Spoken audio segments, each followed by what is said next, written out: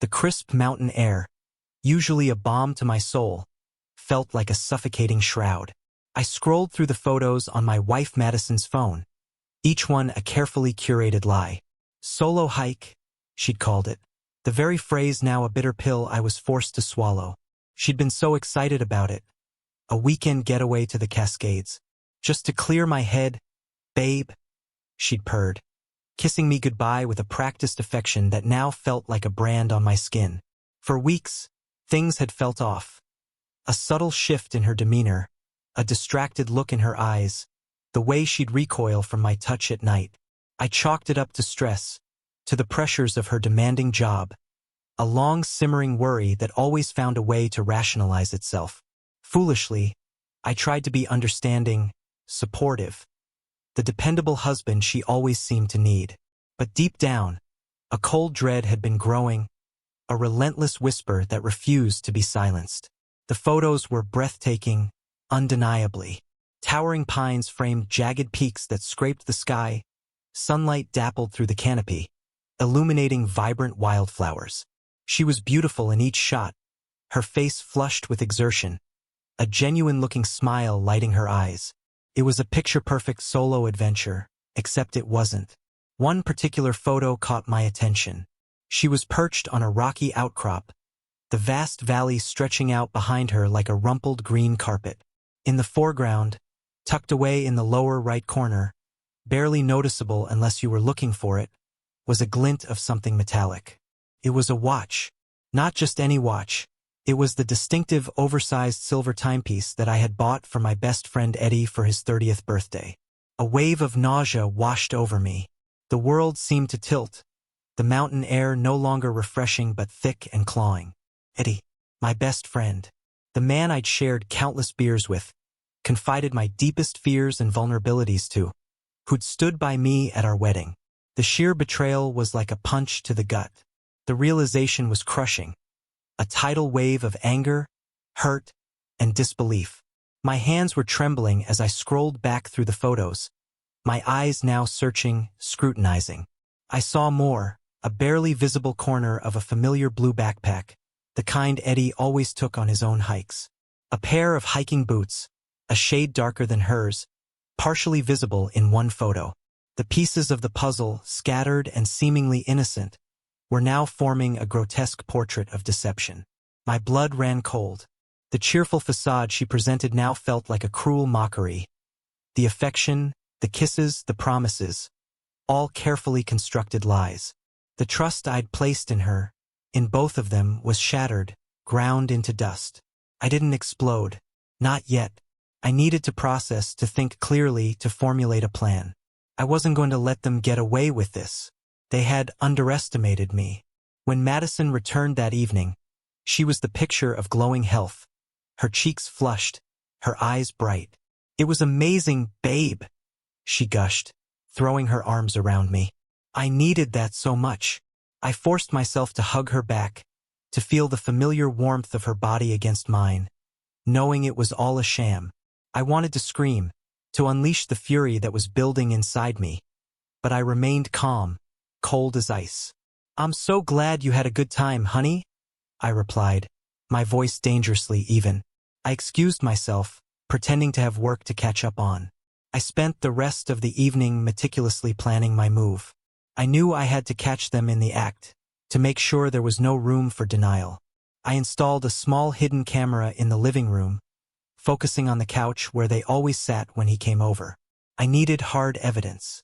I needed to see it all for myself. The next few days were a torturous dance of pretense. Madison carried on as if nothing had happened, her interactions with me a strange mix of normalcy and detachment. I, in turn, played the role of the oblivious husband, smiling, nodding, all the while simmering with a rage that threatened to consume me. Then came Friday night. Madison had mentioned she was going out with her friends, which I knew was code for a rendezvous with Eddie. I had the camera ready, the footage recording. It wasn't long before I saw the front door open, and Eddie stepped in, grinning like he owned the place. They kissed. A slow, intimate kiss that made my stomach churn. This was it. I burst through the door, the hidden camera still recording. Their stunned expressions, the air crackling with shock. Madison's face drained of all color, her eyes wide with terror. Eddie stood there like a deer caught in headlights, a pathetic excuse for a man. "What the hell is this?" I roared, my voice echoing through the suddenly silent room. Madison stammered, her lies already falling apart. "Honey, it's not what it looks like." "Really, Madison? Then what is it?" "Huh," I spat. "Is it a casual meetup between friends while I'm out of the house? A secret lover's rendezvous behind my back? Who do you think you're fooling?" I turned my attention to Eddie, my best friend, the traitor. The betrayal cut deeper than any anger. You spineless piece of garbage. You dare call yourself my friend? You were in my house, eating at my table, sharing drinks from my fridge, all while sleeping with my wife. The utter disrespect. I was shaking, my body trembling with a mixture of fury and disgust. He started to stammer, his face a mask of fear. "Look, I can explain." I didn't want to hear it. I lunged at him, my fist connecting with his jaw with a sickening thud. He stumbled back, his eyes wide with terror. Madison screamed, her hands flying to her mouth. I didn't stop. I rained punches on him, fueled by rage that had been building for weeks. I hit him until he was cowering on the floor, blood trickling from his nose and mouth. I wanted to keep hitting him, to make him feel every ounce of pain and humiliation he'd inflicted on me. But I stopped, breathing heavily, my knuckles throbbing. "Get out," I growled, my voice tight with rage. "Get the hell out of my house and never come back." He scrambled to his feet, his face contorted with pain, and fled, his tail between his legs. Madison was a crumpled mess on the couch, sobbing uncontrollably. I stood over her, my heart hard and cold. "I want you gone," I said, my voice devoid of any emotion. "Pack your things and leave. Now." She begged, pleaded, promised to change, but it was all just empty words. The trust was broken, the love gone. The image of them together, the photos, the lies were forever burned into my mind. I watched, unmoved, as she packed her suitcase, her tears a pathetic attempt to garner sympathy. As she walked out the door, she turned back one last time, her eyes filled with fear and regret. But it was too late. The bond was severed, and all that was left was the cold, hard reality of their actions.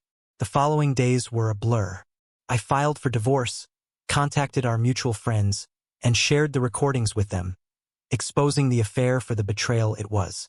I made sure everyone knew what they'd done, and I took an almost perverse pleasure in watching their carefully constructed worlds crumble. I watched Eddie lose his job, shunned by everyone who knew him. I saw Madison's social circle shrink, her friends turning their backs on her. The betrayal had been so complete, so egregious, that it was clear they would never recover, never live it down. It wasn't enough to ease the pain, the emptiness that had settled deep within me. But it was something. It was the satisfaction of seeing justice served, of knowing that they were paying the price for their lies and deceit. I knew the road ahead would be long, but I also knew that I would heal. I would move on, and I would never again let anyone treat me with such callous disregard. I learned a hard lesson, but a lesson nonetheless. Trust is precious, and once broken, it is almost impossible to repair.